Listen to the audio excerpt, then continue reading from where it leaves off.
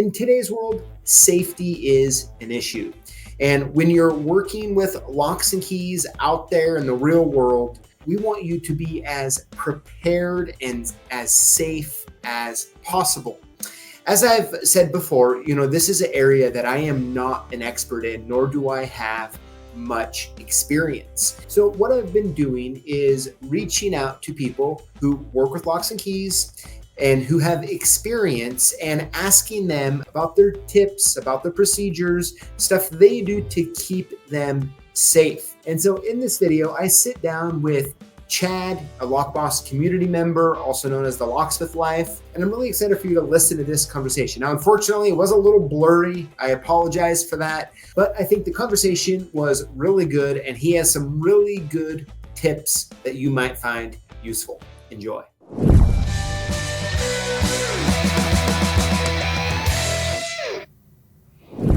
Hey, Chad, so thanks for coming on and joining me and talking about safety and locksmithing. Yes, sir. I'm here, ready. Yeah. So, hey, by the way, it was really great to finally meet you at Aloha here a few weeks ago, and it was really great chatting with you there for a little bit. Yes, I was there. Yeah.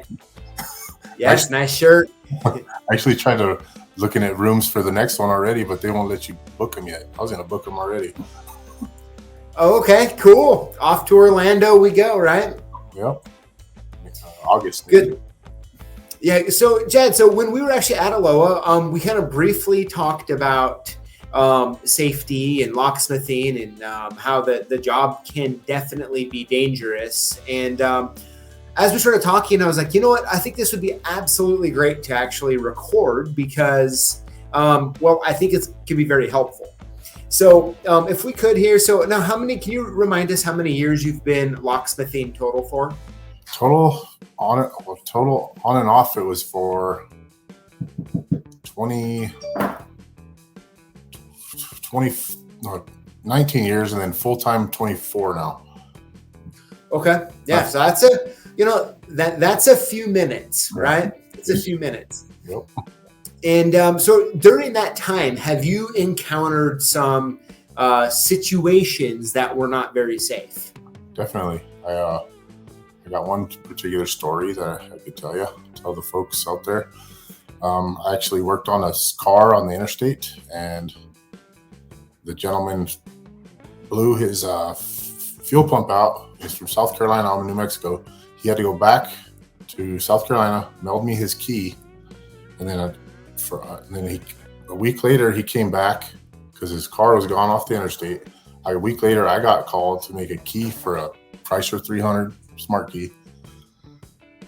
I went to this house. It was late in the evening, and on the way out there, I felt weird about it. So I called my buddy, which is the local sheriff here, and had him waiting to let him know because I had a feeling. And when I got there, I had the key in my pocket the whole time, and the guy was very shady. And I just kind of talked to him like normal, asked him questions about the car and where his key went, and I asked him to prove ownership, and that's when it got weird. He didn't have anything. He said he had a bill of sale and it was somewhere. I said, well, when you get that bill of sale, let me know. And then while he was talking, I had pulled the emergency key out of my pocket while he was in the trunk looking for the bill of sale and tried it in the door. And of course, it was the key for that car. And at that point, I said, let me know when you get the bill of sale. And as soon as I left the property, I was on the phone with the sheriff here, and he was arrested 30 minutes later. Wow. Yeah. Wow. That's quite an interesting, what are the odds of that? You know what I mean? Like of that whole thing. And so, something I'm really curious about in that story is the moment when you actually tried that key, which I'm sure you had to be a little nervous. Yes. Right? Nope. Trying that. And the second you realize that this is a stolen vehicle, that moment of okay, I got to get out of here. Obviously, who I'm dealing with is not a law-abiding citizen. What was going through your mind? How did you interact with them in a way that would allowed you to get out of there quickly? Well, I stayed calm and stayed professional, and didn't want him to get any cues that I was nervous, because I don't, you don't want to get caught up in a situation where you're in danger, because apparently that's going on in this country now. And so I just stayed calm and told him, give me a call when you get your proof of ownership, which I'm sure if he probably would have done if I would have called the sheriff, he would have had some fake forged something. But my stomach dropped, and my heart dropped to my stomach when, that key turned that lock on that vehicle. I can only imagine, right? It was late at night, like 9:30 in the evening, out in the middle of nowhere. Really? Yeah. Man, that's well, I'm glad everything went well for you, and the guy was able to get busted for that. But yeah, that's a crazy story. And so I'm curious, after now doing that situation and living through that, I mean, a lot of times, right, after we experience things, it really helps us kind of change the way we do things in the future, right? Yep. What do you do today that helps you feel more comfortable and safe in situations that you might be a little, interested about or nervous about? Well, now, after that situation, I had ordered me a dash camera for my work van. And every time I go to on-site to a vehicle, to a job site, I make sure my van is pointed at the vehicle I'm working on, and it's a panoramic view, so it catches everything. And I take pictures. I could talk to it. I tell it, take pictures. It'll take pictures, snapshots of the property and the address where I'm at. I just keep track of that in case something does happen. I have some kind of proof of, and it also protects me and the customer, even if it's legal. Interesting. So if you don't mind sharing, what's the name of the system that you're using? Oh, you got me there. I'll have to look that up. I've had it for over a year now, so I can look here. Let me look for you. Okay. Yeah. Is this something that you bought online or like at a local retail store? I got it on Amazon. I have the app here. That's how I watch the video and records the video and puts it on my phone here. Oh boy. You got a trick question here, PJ. Yeah. I should have been ready for this. I can't find it, PJ. Oh, it's okay. No big deal. Okay. No big deal. All right. No big deal. Good. Perfect. Okay, so outside of the camera, which is an absolute great thing, I think that's becoming more and more popular. Now, the one that you have, does it sync to like a cloud, or how does it keep recording? Actually, it's just a SIM card thing, which would be a better idea. The cloud, I need to look into that.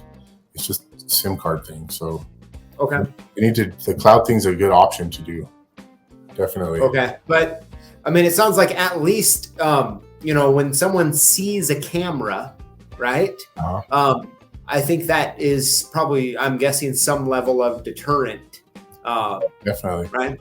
Well, I have it in kind of a hidden spot, and I think I was talking to you about that. I think I need to put a decal camera in use when I pull, above where I have the camera. I have it right underneath my rearview mirror is where I have it. So I think I need to. Yeah.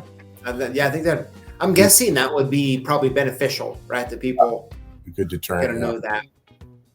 Good. Okay. So out of that situation, that bad situation you had, you're like, hey, I need to get a dash cam. I need to get it set up. Really cool. You can talk to it and have it take pictures. Yep. Right. That's really cool. What else did you do or change?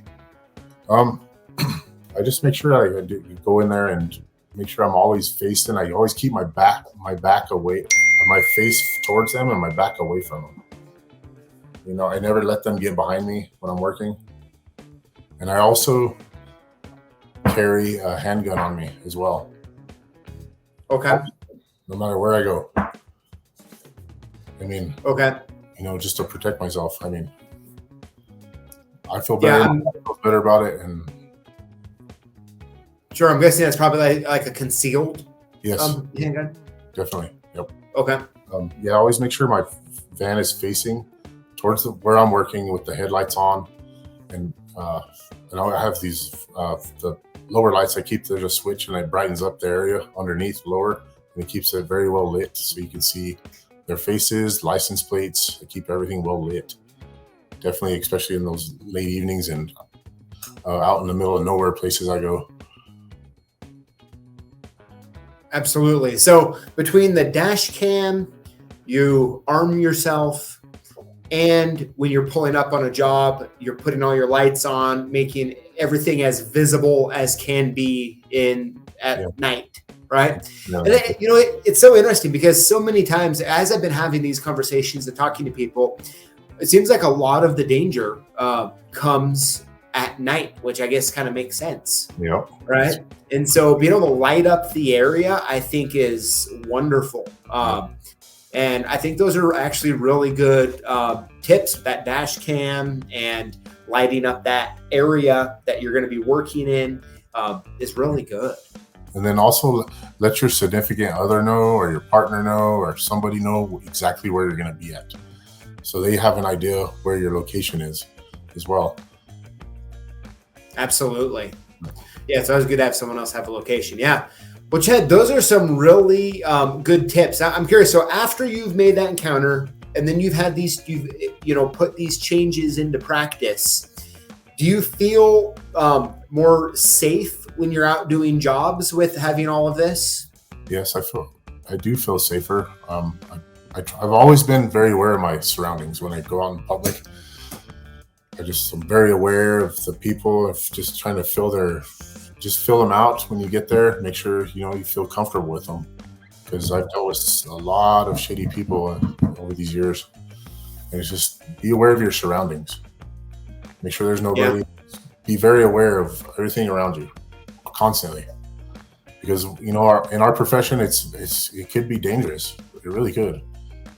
Yes. A lot of people that want to steal vehicles and we have all the stuff to do it. And they might want to take that from you. So take care of yourself and watch your back, man.